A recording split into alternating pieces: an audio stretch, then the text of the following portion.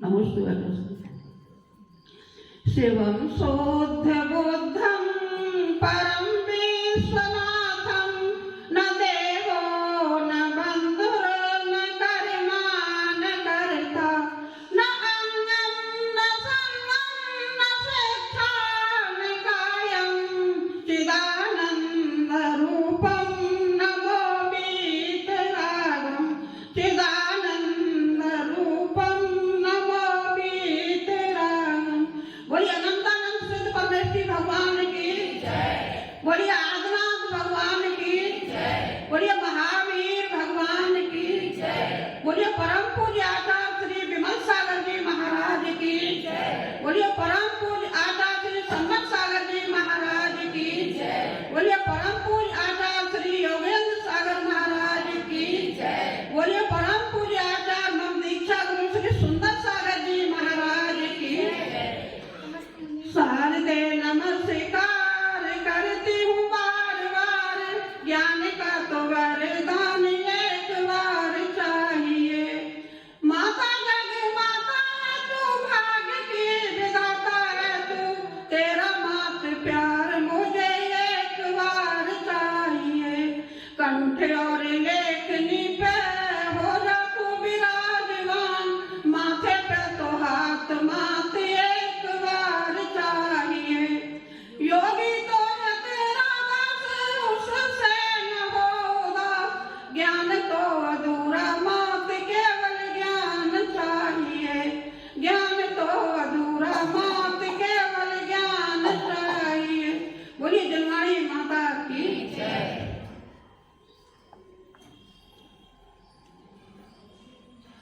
जब तक तेरे पुण्य का बीता नहीं करा, तब तक तुझको माप है अवगन करो हजार।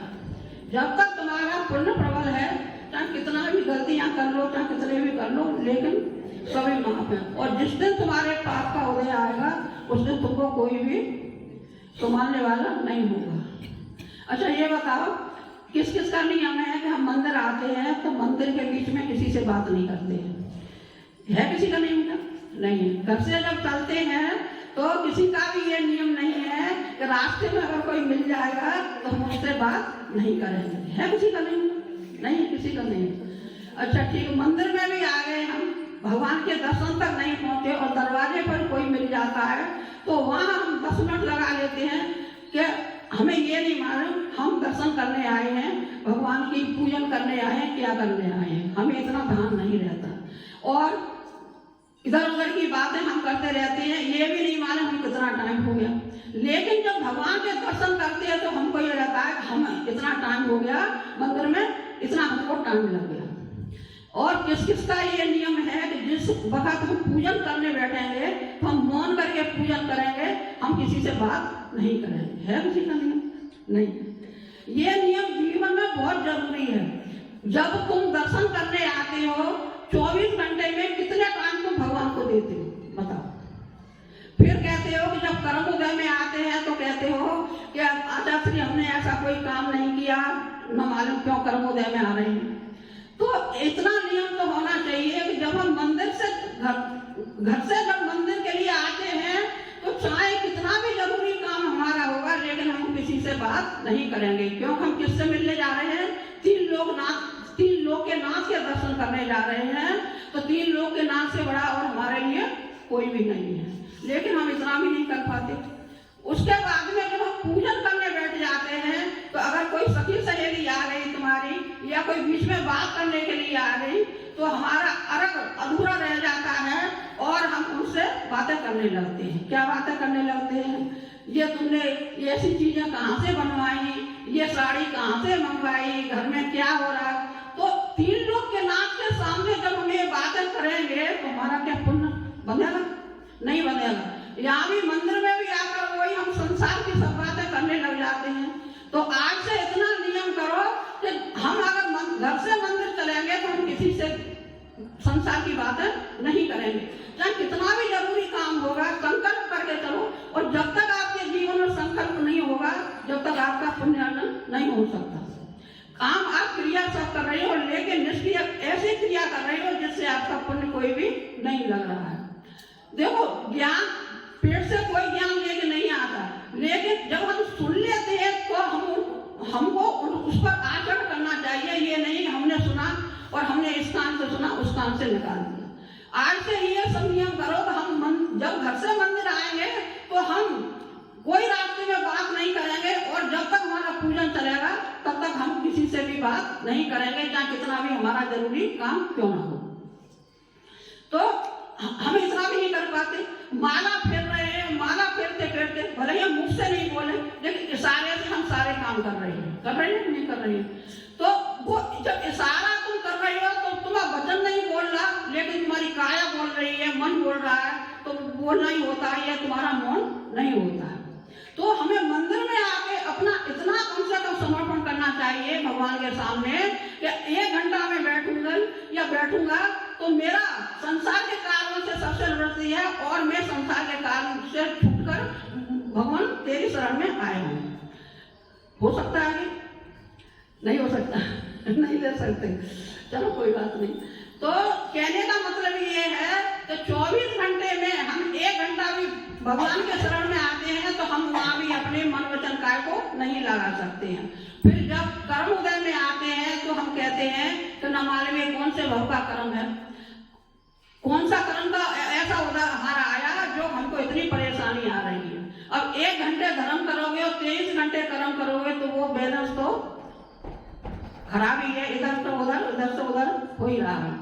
तो इसी बीच में एक दृष्टांत आता है। धनंजय सेठ थे, तो उनका नियम था कि जब पूजा करने बैठते थे तो उनका चाहे कितना भी जरूरी काम हो, चाहे कितना भी कुछ भी हो, लेकिन वो कभी किसी से बात नहीं करते थे, अपनी पूजा में तल्लीन रहते थे। और जब तक पूजा समाप्त नहीं होते थे तब तक गृह कार्य या संसार का कार्य उनको कोई भी नहीं करते थे। तो एक बार क्या हुआ कि जब नियम लेते हैं तो परीक्षा जरूर होती है। हमेशा नियम लेने के बाद में तुम्हारी परीक्षा होगी, तुम उसमें सफल हो या नहीं हो। तो एक बार धनंजय सेठ पूजा कर रहे थे तो क्या हुआ, उनका इकलौता एक ही बेटा था और उनके बेटे को सबने खा लिया। जब सबने खा लिया तो सभी घर में सब औषधि वगैरह सब डॉक्टरों को दिखाया, जब कोई उपाय नहीं हुआ तो वो सेठानी जो थी तो बोली कि सेठ जी मंदिर में हैं और उनको बता दो बेटे को सबने काट लिया है और इस तरह से उन्हें बुला के लाओ।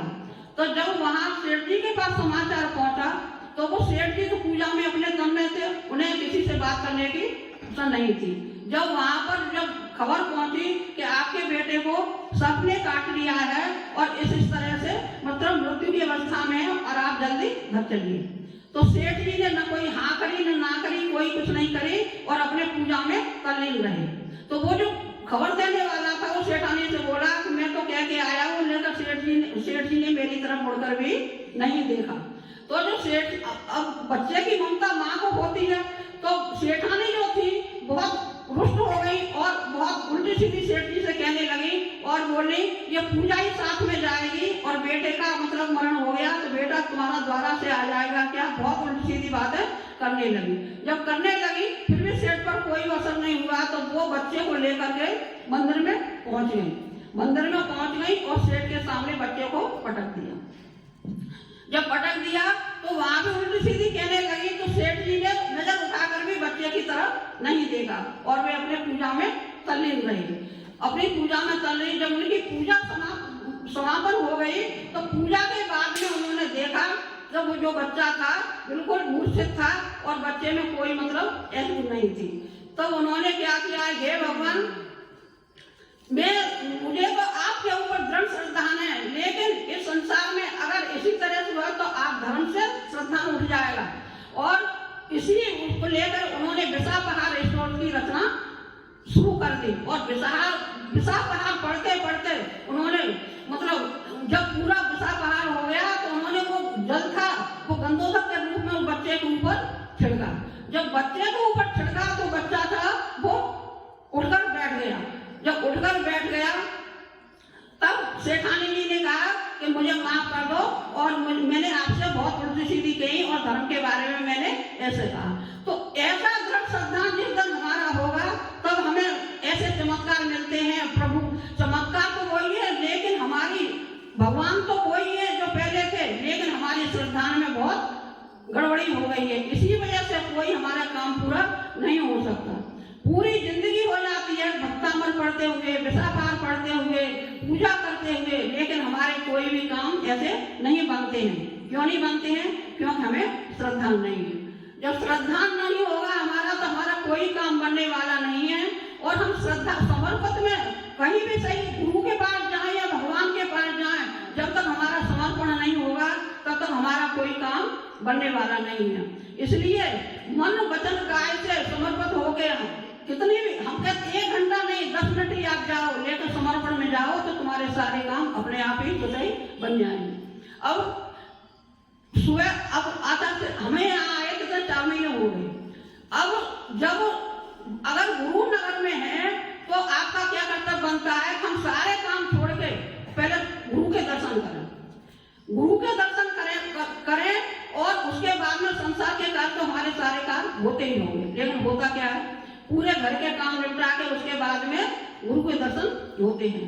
कोई कोई तो नियम ऐसा होना चाहिए कि जब तक गुरु हमारे नगर में है हम मुंह में पानी नहीं डालेंगे अगर हम गुरु के दर्शन नहीं कर लेंगे। तो ऐसा दृढ़ श्रद्धा जिस दिन तुम्हारा होगा तो गुरु चाहे तुम्हें कुछ करे या नहीं करे, लेकिन तुम्हारे काम जो है स्वतः ही अपने आप बनते चले जाएंगे। हमारा ऐसा दृढ़ श्रद्धा होना चाहिए धर्म के ऊपर कि हम मतलब पूजा करते हैं, पाठ करते हैं, सारी क्रियाएं करते हैं, लेकिन सारी क्रियाएं हमारी निष्फल हैं। क्यों निष्फल है? क्योंकि हमको उस पर दृढ़ श्रद्धा नहीं है। और जब तक दृढ़ श्रद्धा नहीं होगा तब तक हमारा कोई भी काम होने वाला नहीं है। अब गुरु ने आशीष दे दिया, तुमको गुरु के पास आएगा हमारा आशा से ये काम होना है, गुरु ने आशीर्वाद दे दिया और मन में श्रद्धा नहीं है तो वो काम होगा क्या? नहीं होगा। गुरु ने तो पूरा आशीर्वाद दिया है तुम्हें, लेकिन अगर तुम्हारे मन में श्रद्धा नहीं है, डगमग है, तुम्हारी लाठी की तरह श्रद्धा है, जैसे लाठी हिलती है, बुढ़े के हाथ में लाठी है और हिलती है, तो इसी तरह से अगर तुम्हारी श्रद्धा है तो तुम्हारे कोई भी काम करने को होने वाले नहीं है। इसलिए जब भी मंदिर आओ या धर्म की मतलब कोई क्रिया करो तो उसमें अपना मन वचन का पूरी तरीके से समर्पण करना चाहिए। और दृढ़ श्रद्धा से हमें गुरु के आगे या मतलब कोई भी बात करो। अब आहार देते हो, आहार की बात में आहार देते हो, अंजलि लिए हम बैठे और अगर 2-3 महिला बैठी है सामने तो वो बातें करने लगे, अंजलि चाहे खाली पड़ी रहेगी, लेकिन और अपनी बातों में आप फंस रहे। जब तुम्हारी बात खत्म हो जाएगी तब देखते हो अंजलि में कुछ है या नहीं है। तो ऐसा नहीं होना चाहिए।